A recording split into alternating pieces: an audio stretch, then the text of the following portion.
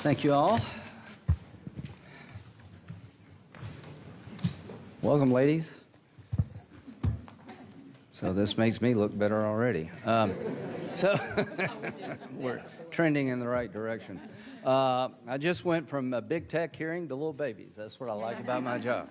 What do you do about Twitter? What do you do about the unborn? That's why I like the job so much. So here's what I think we will be doing about the unborn. We will introduce legislation, along with a lot of my colleagues, to basically get America in a position at the federal level I think is fairly consistent with the rest of the world. Can we? We have charts. Shows you how serious we are. All right, 15 weeks. A baby's at the 15-week period. What does that mean? Well, it means if you're going to operate on the baby, which happens, to save the child's life, to provide medical treatment, the standard practice in medicine is to provide anesthesia. Now, why would you do that? You provide anesthesia because the science tells us at the 15-week period, the nerve endings of the baby are pretty well developed and the child feels pain.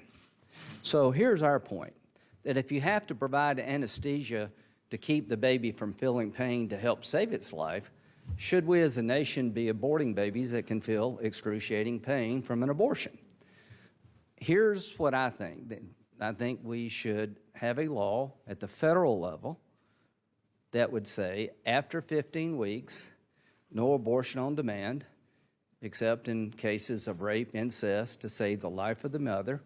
And that should be where America's at. And what would that mean if we adopted that position? The next chart. Where are the chart people? If we adopted my bill, our bill, we would be in the mainstream of most everybody else in the world. I think there are 47 of the 50 European countries have a ban on abortion from 12 to 15 weeks. And I picked 15 weeks, which is a little longer than Belgium, Germany, and Spain, longer than France, Denmark, and Norway. Now, why did I do that? Because I feel comfortable at 15 weeks, the science tells us that the nerve endings are developed to the point that the unborn child feels pain. So the theory of the case here is not to be like Europe so much, is to have a standard in America that would prohibit abortions during the birthing process at a stage where it's pretty clear from the science and most of the world this should be a no-go unless there's some extraordinary reason. So we will be introducing this bill as of like right now. People will join. I hope it will be bipartisan, and we will have a debate, if we're allowed to bring it up, as to why we're doing what we're doing. Abortion is a contentious issue. Post-Dobbs, America's got to make some decisions. And the first thing I would say about the Dobbs decision is that abortion's not banned in America. It's left up to elected officials in America to define the issue. You have states have the ability to do it at the state level, and we have the ability in Washington to speak on this issue if we choose. I have chosen to speak. I have chosen to craft legislation that I think is eminently reasonable in the eyes of the world, and I hope the American people. At 15 weeks, pretty much strong majority of Americans believe abortion should be the exception, not the rule. Now, my bill follows my Democratic colleagues' attempt to define abortion at the federal level. So right after the repeal of Roe v. Wade, my Democratic colleagues introduced legislation in Washington to create a national standard. They have every right to do so. So they chose to do that. And here's what they chose. They chose a bill that allows late-term abortion virtually up to the point of birth. They chose a bill that would repeal at the state level virtually all pro-life protections passed at the state level.